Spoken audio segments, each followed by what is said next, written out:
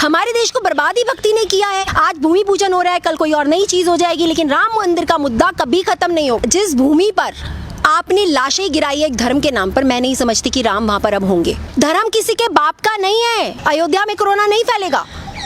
और प्रधानमंत्री जी भी वहां पर जा रहे हैं, जो लोगों को बोलते हैं कि आप घर में रहिए, अपना पाखंड शुरू कर रहे हैं भूमि पूजन का।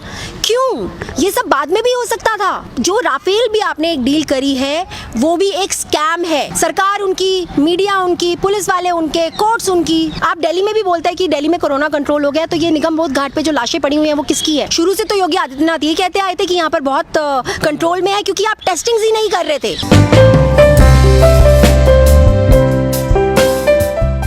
इस वक्त देश को किस चीज़ की ज़रूरत है? क्या हमारे देश को मंदिर की ज़रूरत है, या इस वक्त हमारे देश को जो इतने बड़े पैंडमिक से जूझ रहा है, ना पूरा देश बल्कि पूरा का पूरा विश्व एक महामारी से जूझ रहा है, उस महामारी के चलते लाखों लोगों ने इंडिया में अपनी जॉब गंवाई, वो अपनी जान से हाथ धो बैठे, उनके परिवारजन, बहुत से लोगों ने अपने परिवारजनों को खोया। हॉस्पिटल्स में बेड्स नहीं हैं, फैसिलिटीज़ नहीं हैं आपके पास, वेंटिलेटर्स नहीं हैं, और आप अभी भी मंदिरों में पड़े हुए हैं। अभी भी आपको राम मंदिर का सूझ रहा है कि हमें, आप एक विवादित ज़मीन थी, आप वो केस जीत गए, मंदिर तो आपने बनाना ही था, वो मंदिर कभी भी बन सकता था। अभी क्यों? क्योंकि अभी भी आपको ना तो लोगों की जान से कोई लेना देना है, ना आपको कोई लेना देना है इस देश की जनता से, ना उसकी सुरक्षा से। चाइना अटैक करती है लद्दाख पर, उसका कोई कुछ नहीं निकला अभी तक। हमारे इतने जवान मर गए। जवानों के पास, आपके पास जाने का टाइम नहीं है। आपके पास जो हॉस्पिटल्स के लिए मीटिंग्स बिठाकर हॉस्पिटल्स को ठीक करने का टाइम नहीं है। इस देश में जो लोग बेरोजगारी से जूझ रहे हैं, उसके ऊपर आपको क्या करना है, क्या नहीं करना है, उसके लिए टाइम नहीं है। मंदिर बना रहे हैं और सीमा के लिए राफेल ले आए हैं ना। देखिए, पहले तो मैं मंदिर की ही बात करूंगी। मैं प्रधानमंत्री मोदी जी से ये पूछना चाहती हूँ, हमारा देश सेक्युलर है, आज से नहीं, जब से ये देश बना है तब से धर्मनिरपेक्ष है हमारा देश। हमारे देश में हर धर्म को इज्जत दी जाती है और एक समान समझा जाता है। फिर आप एक हिंदू होते हुए हिंदुओं के पूजा स्थल पर वहाँ की पूजन के लिए क्यों जा रहे हैं? मैं उनसे ये पूछना चाहती हूँ कि अगर एक मस्जिद का वहाँ पर शिलान्यास हो रहा होता तब भी वो जाते, या अगर चर्च बन रही होती, या अगर गुरुद्वारा बन रहा होता तब भी वो जाते? वो नहीं जाते, क्योंकि उनको अभी इलेक्शंस जीतने के बाद उन्हें 2024 के इलेक्शंस की पड़ी हुई है, इसलिए इस मुद्दे को तो उन्हें फिर से जगाना है, वही सब करना है और वो कर रहे हैं। तो क्या वोट बैंक की राजनीति है सब मंदिर? बिल्कुल। और क्या है, दूसरी चीज़ जो आपने राफेल की बात करी, आप मुझे एक बात बताइए कि अभी तक राफेल के बारे में देश को साफ साफ क्यों नहीं बताया गया? क्यों आपने राफेल जैसी डील भी, जिन लोगों को आप खुश करते आए हैं, अपना देश जिनको आप शुरू से बेचते आए हैं, उन्हीं के हाथों में आपने वो डील करवाई? क्यों? ऐसा क्यों है? ये बात ऑपोजिशन के लीडर कब से मोदी जी से एक ही बात पूछे जा रहे हैं, आप हमें बताइए तो सही, अगर आप सच्चे हैं तो आप बताइए। आज जब देश में लोगों के पास खाने के लिए पैसे नहीं हैं, लोगों के पास राशन नहीं है, घर में लोग मर रहे हैं सड़कों पे भूखे प्यासे, आप क्या कर रहे हैं? क्या कर लेंगे आप राफेल करके? अभी आप राफेल की डील करके क्या कर लेंगे? ये क्या टाइम है ये सब करने का? ये टाइम इस वक्त पूरा का पूरा पैंडेमिक के ऊपर काम करने का था। आपने पैंडेमिक को छोड़ के बाकी सब चीज़ों पर काम किया, और सब चीज़ों में मैं मुद्दों की बातें नहीं कह रही। चाइना से तो युद्ध जैसे हालात बन रहे हैं ना, तो राफेल की तो जरूरत थी देश को ना।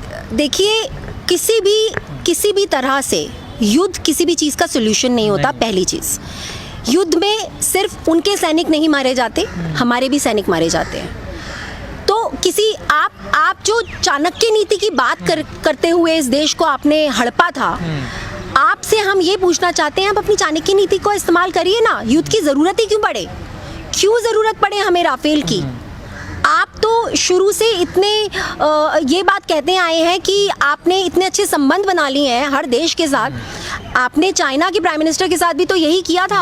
आप तो बड़े प्यार मोहब्बत के साथ उनके साथ झूले झूल रहे थे, उनको खाने पीने खिला रहे थे। आपने ट्रम्प की विजिट के लिए अपने देश में महामारी फैल जाएगी उसकी भी परवाह नहीं करी।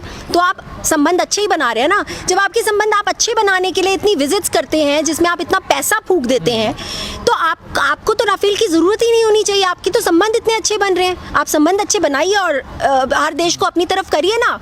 कहाँ गई आपकी नीतियाँ? आप बेवकूफ़ बना रहे हैं जनता को हर बात के ऊपर। राफेल भी आपने एक डील करी है वो भी एक स्कैम है, और आप बहुत अच्छे से जानते हैं अगर ये स्कैम नहीं होता तो आप लोगों के सामने, जब आपको ऑपोजिशन आपको नंगा कर रही थी, तो आप लोगों के सामने, देश की जनता के सामने आप आके उस डील के बारे में बोलते, बात करते। लेकिन अगर हम राम मंदिर की बात करें तो कुछ लोग कह रहे हैं कि वहाँ पर कुछ संत की ये आरएसएस का हेडक्वार्टर बन रहा। क्या आप इस बात से सहमत हैं? देखिए, मैं एक बात जानती हूँ, जब ये बाबरी मस्जिद वाला मुद्दा उठा था, एक ढांचा है जो सदियों से है वहाँ पर।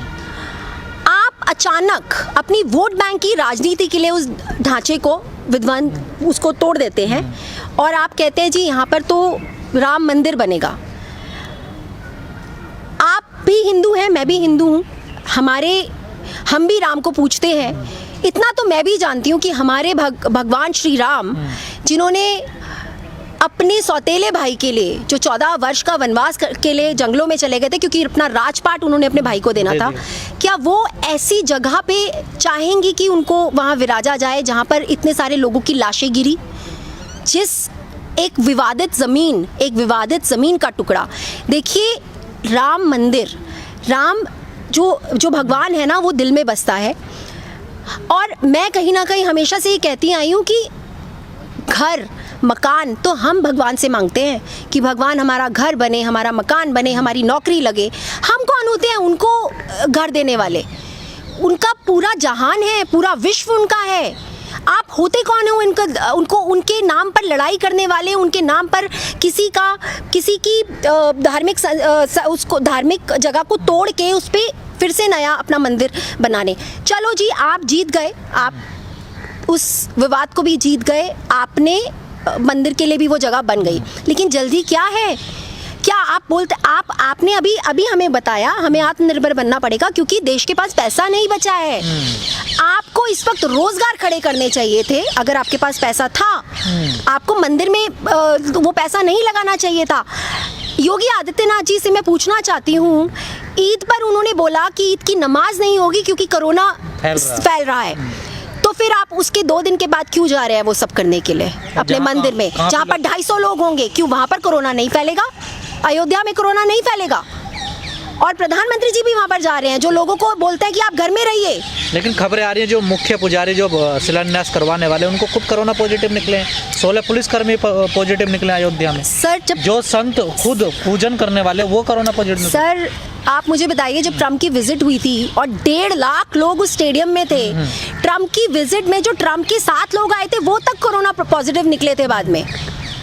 मैं सही तौर पे ये बात मानती हूँ। मैम, एक बात समझ में नहीं आ रही, इस भूमि पूजन को लेकर तमाम मतभेद हो रहे हैं और जो अयोध्या के संत हैं वो भी आपस में टकराने की उनकी स्थिति है। सबके मत अलग अलग हैं। कोई कह रहा है कि ये शुभ मुहूर्त है, सही मुहूर्त नहीं है।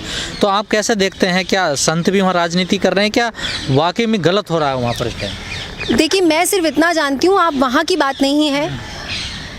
अगर आप जब कोरोना देश में आया, आपने सारा का सारा ढीकरा तबलीगी जमात पे फोड़ा। क्यों फोड़ा? आपने ये कहा ना कि वहाँ पर देश में कोरोना फैल रहा था लेकिन वहाँ पर इतने सारे लोग अंदर छुपे हुए थे, फंसे नहीं हुए थे, छुपे हुए थे, राइट?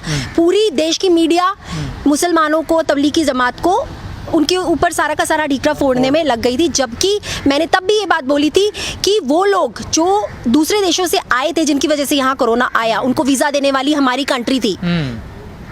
हमारी कंट्री ने ही उसको वीज़ा दिया। तो जब हम लोग उन्हें वीज़ा दे रहे हैं और उनको यहाँ पे बुला रहे हैं, तो अब आप उनको कैसे हर चीज़ के ऊपर ब्लेम कर सकते हैं? और अगर आप ये कहते हैं उस वक्त कि कोरोना इसीलिए फैला क्योंकि वो लोग वहाँ पे अपनी धर्म की प्रैक्टिस कर रहे थे और इस वक्त धर्म ज़्यादा इम्पोर्टेंट नहीं है।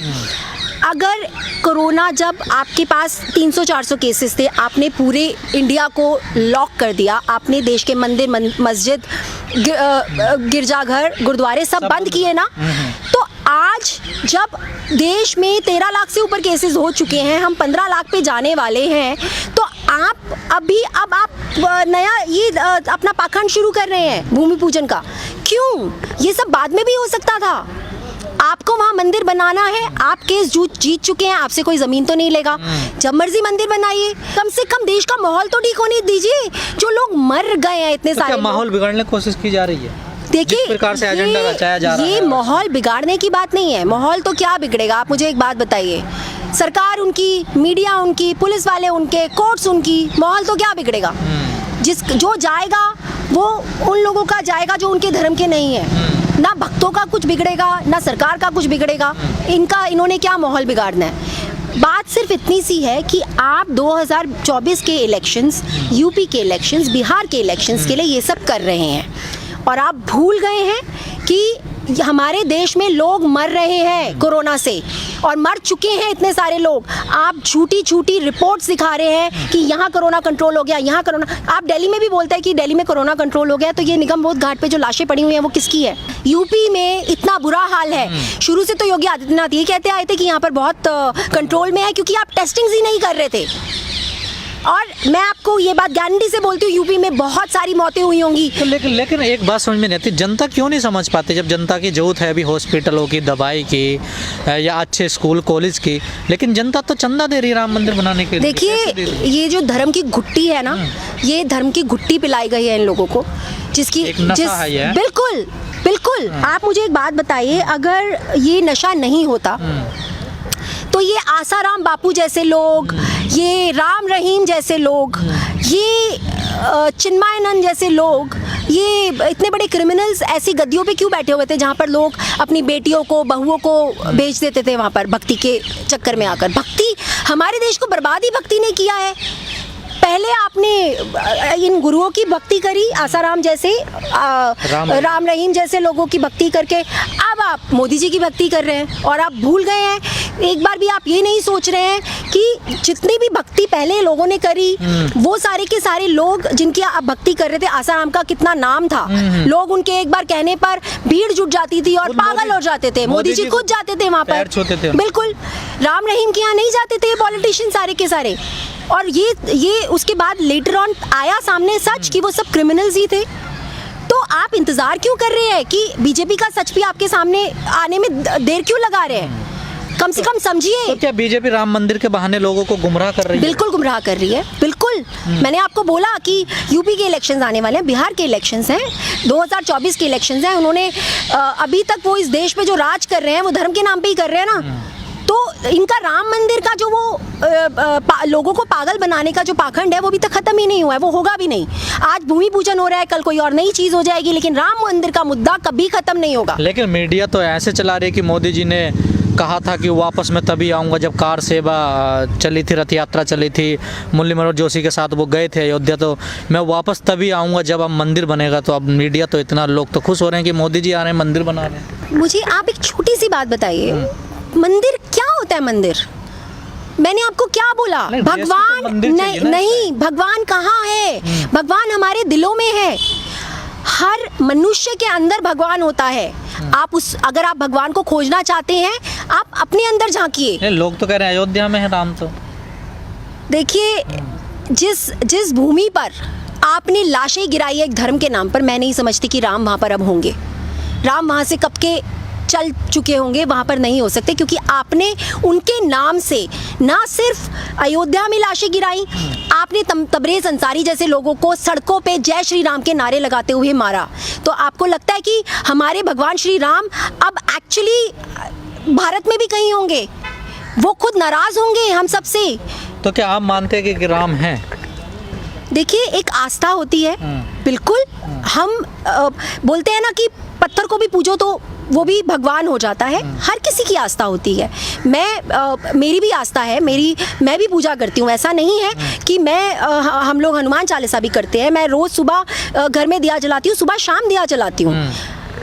लेकिन उसके बावजूद धर्म के नाम पर, क्योंकि धर्म अगर आप सचमुच जानते हैं, अगर हम सचमुच मानते हैं कि धर्म क्या होता है, तो धर्म, हर धर्म एक ही चीज सिखाता है, वो है इंसानियत। और मेरा राम मुझे इंसानियत सिखाता है। लेकिन लोग तो कहते हैं धर्म सिर्फ नफरत सिखाता है।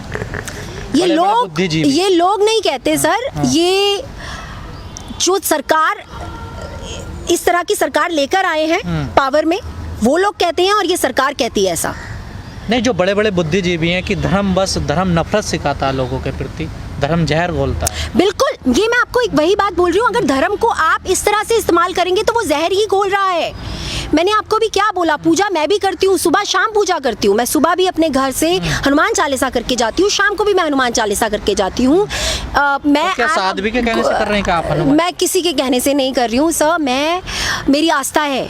मैं भगवान श्री राम को भी मानती हूँ, मैं अपने भोले को भी मानती हूँ, मैं साईं बाबा को भी मानती हूँ, मेरी अपनी आस्था है। और मैं आपको सही मायने में बता रही हूँ, मैं अल्लाह को भी मानती हूँ, मैं चर्च भी जाती हूँ, मैं गुरुद्वारे भी जाती हूँ।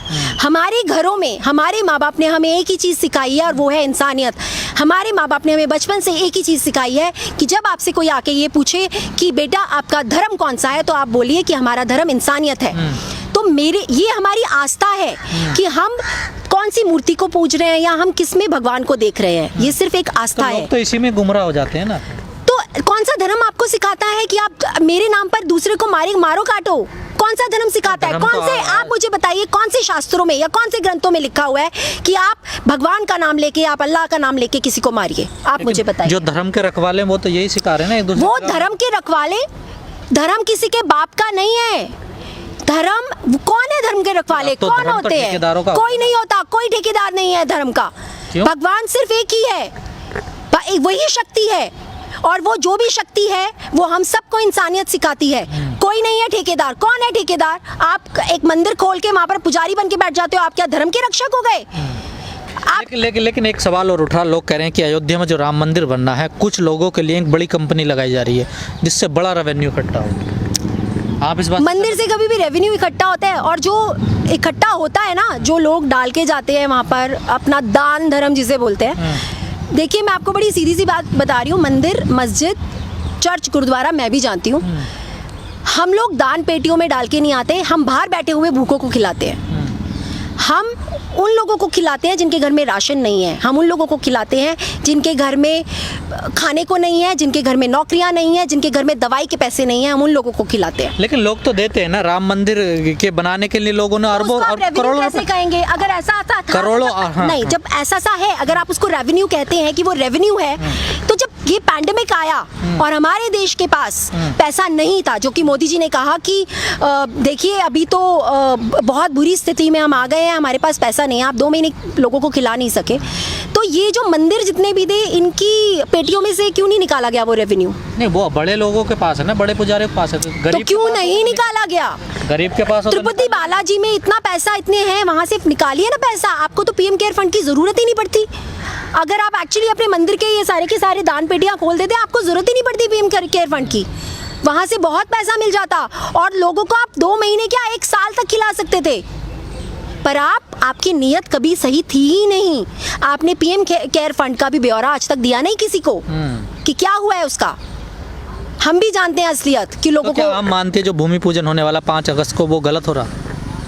बिल्कुल गलत हो रहा है, सरासर गलत हो रहा है। प्रधानमंत्री को नहीं जाना? बिल्कुल नहीं जाना चाहिए।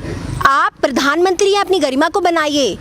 आप इस वक्त अपने भगवान से ज़्यादा जो आपके देश के लोग हैं उन्हीं में भगवान बसता है। आप उनके बारे में सोचिए, वो मर रहे हैं। ये पैंडेमिक धीरे धीरे लोगों को मार रहा है। हमारे 15 लाख के पास केसेस हो चुके हैं। लेकिन ये तो कड़वी सच्चाई ना, गरीब तो मरने के लिए पैदा होता है दुनिया में। बिल्कुल बिल्कुल, दुनिया में नहीं, इंडिया में। इंडिया में गरीबों को शायद वो बेचारे होते ही मरने के लिए पैदा हैं, तभी आज तक बिहार में हर साल बाढ़ आती है, लेकिन बिहार में, असम में हर साल बाढ़ आती है, लेकिन फिर भी उसका वही हाल है, वहाँ का कुछ नहीं किया गया। जितने भी हमारी पिछड़ी हुए, आप बाढ़ की बात कर रही हैं, अब जिन लोगों के देखा जा रहा है कि इतने घर बह गए हैं, अब वो कहाँ से CNRC के लिए अपने डॉक्यूमेंट्स लाएंगे वो लोग? ये जब ये प्रोटेस्ट चले थे यही तो बात नहीं, थी। अब सरकार को सोचना असम चाहिए। में जब ये बात असम में सबसे के घर पहले के घर इन्होंने बैठे, हाँ। बिल्कुल जब इन्होंने डिटेंशन सेंटर्स बनाए थे और जब एनआरसी के लिए बात हुई थी, असम के लोगों ने यही कहा था कि हमारे यहाँ हर साल बाढ़ आती है, हमारे पास पहनने के लिए कपड़े तक नहीं बचते, हम कहाँ से डॉक्यूमेंट्स बचा के रखेंगे। लेकिन ये सरकार बार बार इसी तरह की चीज़ें लेकर आती है लोगों को परेशान करने के लिए। मैं एक बात जानती हूँ कि ये सरकार ना देश की है ना देश के लोगों की है। ये सरकार सिर्फ और सिर्फ अपना उल्लू सीधा कर रही है। ये सरकार सिर्फ और सिर्फ वो कहते थे ना मोदी जी कि मैं तो झोला उठाऊंगा और यहाँ से निकल जाऊंगा, तो ये सरकार सिर्फ अपना झोला भर रही है। तो क्या जो अयोध्या में जो मंदिर बनना उसमें आरएसएस की एक बड़ी भूमिका रह रही है? बिल्कुल, मैं तो कहती हूँ इस देश में बीजेपी सरकार लाने में आरएसएस की भूमिका है सबसे बड़ी। आरएसएस की भूमिका है और हमारी सो कॉल्ड मीडिया की भूमिका है जो झूठ दिखाती है। तो फिर इस बात से सहमत होंगे कि अयोध्या में हेडक्वार्टर बनना आरएसएस का? देखिए, मैं नहीं जानती कि क्या होने वाला है क्या नहीं होने वाला, बट हाँ हो सकता है जल्दी ये न्यूज़ आ जाए कि आरएसएस का हेडक्वार्टर भी बन रहा है वहाँ पर, क्योंकि इनके रहते हुए कुछ भी हो सकता है।